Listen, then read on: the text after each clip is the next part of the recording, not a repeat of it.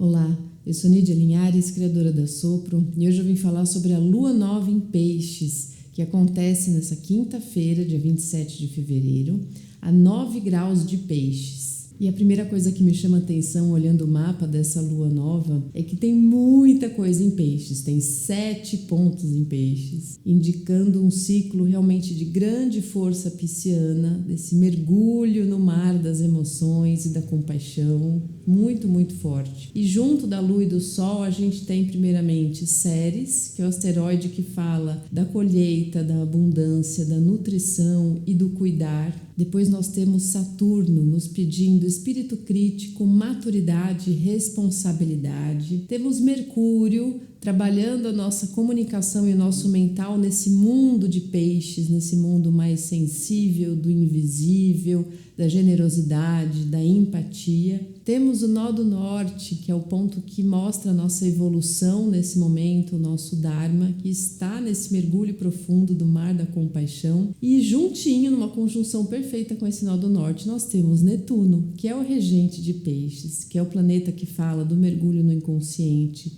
do mergulho na compaixão, da transcendência, da conexão com a espiritualidade, a conexão com todo mundo que está aqui no planeta Terra. Esse encontro todo, ele não acontece todo dia não, por isso que é uma alunação bastante especial, com muita força pisciana. E para homenagear essa força pisciana, eu trouxe a terceira parte do texto de Dane Rudhyar sobre peixes. Eu comecei essa saga faz uns 4 anos, eu acho, e aí eu fui trazendo parte 1, depois de um tempo a parte 2. E com essa alunação eu achei que seria muito bonito concluir essa tríade de Dane Rudhyar, que é um autor tão maravilhoso, que traz um olhar para peixes tão profundo, que eu queria compartilhar com vocês então essa última parte. E ele começa dizendo assim: Peixes não pode ser considerado apenas como um signo de abertura social ou mística, com um significado subentendido de passividade. Em suas profundezas do mar, há violência e tempestade.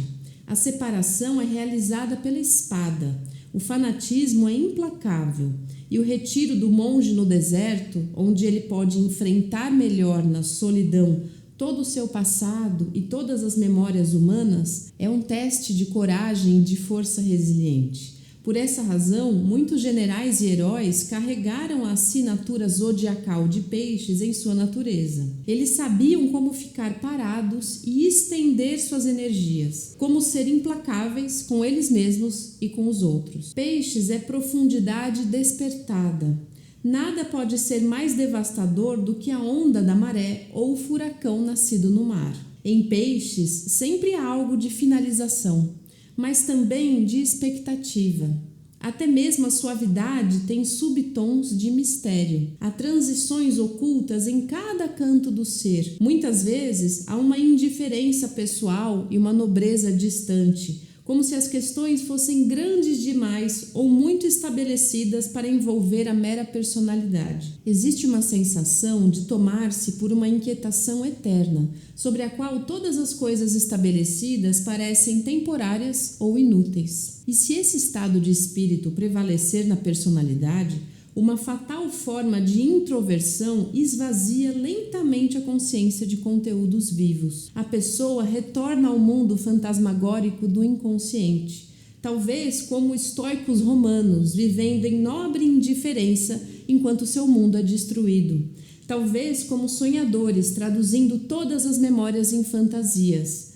Ou, se ela teme fantasias psíquicas, construindo rígidos sistemas intelectuais e álgebras inúteis para emoldurar o seu vazio com arabescos elegantes. Eu acho muito bom ele ter trazido esse lado das sombras de Peixes, que é o escapismo, a fuga, de se deparar com uma profundidade tão grande que é a do oceano e por isso decidir não fazer nada, ficar em paralisia, e algumas pessoas criarem essa camada de indiferença, porque já que não tem muito que movimentar ali, se fica indiferente perante elas mesmas e perante a vida. E ele continua dizendo: em seu aspecto mais elevado e espiritual, Peixes se revela como pura compaixão. Aqui vemos o grande personagem cujo ser está transbordando porque ele absorveu a totalidade da experiência de sua espécie. Em sua plenitude, a sociedade é refletida e dotada de significado pleno. E porque ele não pode ir mais longe, a não ser que ascenda a nirvanas transcendentais e sem forma, a ele vem a grande escolha: a bem-aventurança solitária ou a compaixão. A primeira é o objetivo do egoísmo espiritual, buscando sob a grande ilusão de que pode haver uma salvação individual. Mas o ser compassivo entende que na realidade e na verdade não pode haver salvação individual. Ninguém pode ascender a uma realidade que seja vital e significativa sem levar consigo o passado de onde ele surgiu. O indivíduo só pode ser salvo no dia em que a humanidade inteira alcançar a plenitude. O isolamento é o único pecado que a vida não pode perdoar, porque a pessoa que convenientemente esquece os degraus da escada que ajudaram a alcançar o topo, deixa uma marca na vida que nada, nem ninguém pode erradicar, a não ser ela mesma. Por isso que o Danny Rudger é maravilhoso, né? Esse olhar pela compaixão e também de entender que não há salvação individual. A salvação, ela existe como um todo, quando todo mundo ascende. Por isso que a compaixão, ela é tão pisciana e é a luz de Peixes. E por isso esse olhar que ele fala, né, da gente ver de onde a gente veio, os degraus dessa escada que ajudaram a gente a subir e honrar isso, e entender que não há separação, que somos uma unidade. E ele continua dizendo: a compaixão é a lei absoluta de um universo em que a ordem é a harmonia. A compaixão é o coração da realidade, porque a realidade é baseada na experiência da unidade orgânica. A pessoa que realmente experimenta todas as coisas como unidades orgânicas não pode deixar de ver a si mesma como parte de um todo maior, por mais que tenha atingido a totalidade integral em seu próprio ser. Em Peixes, portanto, o mensageiro da Cidade Branca encontra os seres a quem é seu fardo de destino ensinar e impregnar com as boas novas da nova vida. Se ele recuar em desespero diante do quadro de decadência e materialismo que uma civilização em ruínas apresenta,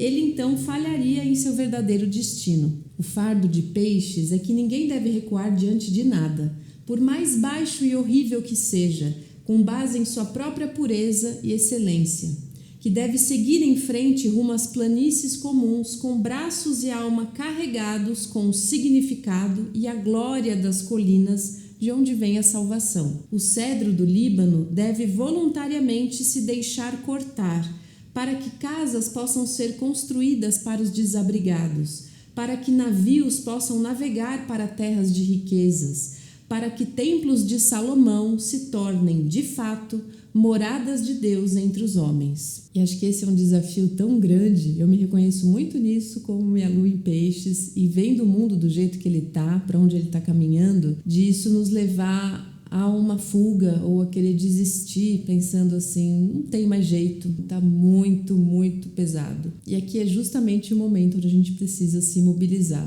Isso tocou muito fundo para mim. E eu lembrei muito do Ailton Krenak falando das ideias para a gente adiar o fim do mundo, que é a gente cultivar em nós a esperança de que o mundo vai continuar e que a gente precisa se mobilizar para que seja um mundo melhor. E continuando, ele diz: em Peixes, a Cidade Branca, que está distante e além, pode ser erguida, em realidade e em significado, entre os seres humanos. Este é o fim do ciclo, que carrega em suas profundezas vitais os começos da nova vida. A força do dia e a força da noite chegaram mais uma vez ao ponto de equilíbrio.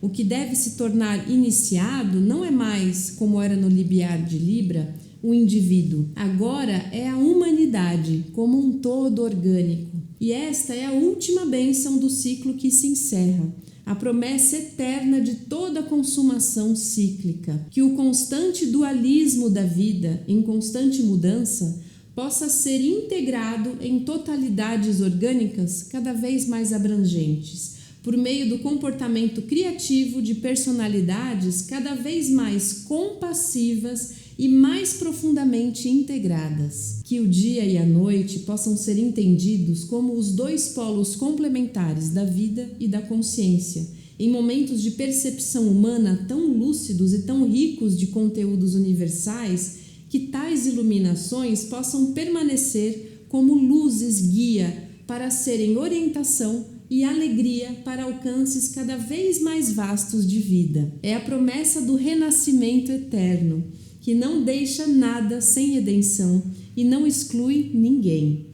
A promessa da presença eterna e atemporal de Deus nos seres humanos, que acolhem plenamente a total integração de tudo o que o trouxe à sua presente consumação, em quem, portanto, se realiza a síntese do passado e do futuro na plenitude e glória de momentos que são o eterno agora.